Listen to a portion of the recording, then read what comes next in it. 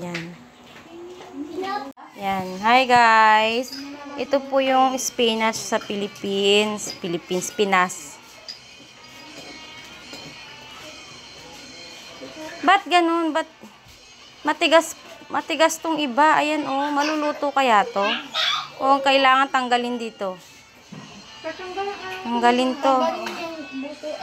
Ano nga ba sa Tagalog tong ano? Ito alam ko, kulitis. Kulitis daw to sa Tagalog. Tapos sa Pangasinan is baulan. Tapos ewan ko kung ano scientific name niya. Pero ito yung paborito ni Papay. Spinach. Itong spinach ng Philippines. O yan, o, 'di ba? Fresh from bukid. Yan. Yan, ganyan siya. Actually, matataas to na puno. Hindi naman ganun kataasan, no?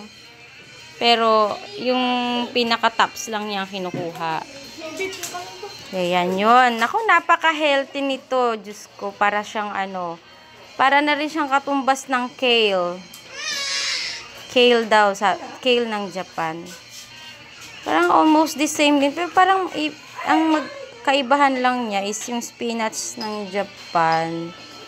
Ba't ganun? Ba't iba? Ito may tangkay-tangkay, tapos may dahon-dahon siya sa gilid. Yung kasing spinach doon, para siyang pechay na isang dahon, isang tangkay. Yon. Ito hindi oh, yan ganyan siya. Oh. Yan siya. Tapos yun nga, yung pinakita ko kanina, yun yung bulaklak niya. Asa na ba yun? Bali na mumulaklak din siya ng ganun. So, pwede rin siyang ihalo, pwede rin siyang kainin. Nung last time na kumain kami ng pakbet, akala ko yung bulaklak doon na parang ganito. Yun.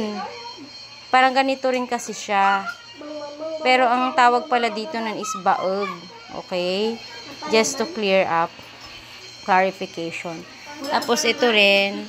Ito naman, galing din sa bukid. Yan. Hindi pa hinog, pero inharvest na kasi masarap yan kahit di hinog. Ayan. Ang bango-bango kaya.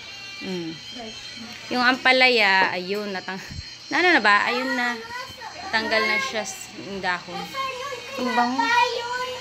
Ito, yung ampalaya. Yan, dahil Friday ngayon, ang ating menu is munggo. Kaya yan, maglalagay tayo ng spinach, maglalagay tayo ng tomato, fresh tomato, and ampalaya leaves. Yan. Yan lang. And ito po yung onion and garlic. Yan. Yan lang siya.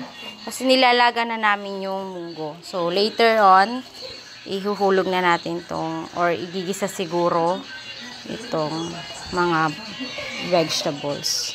See you later. Bye!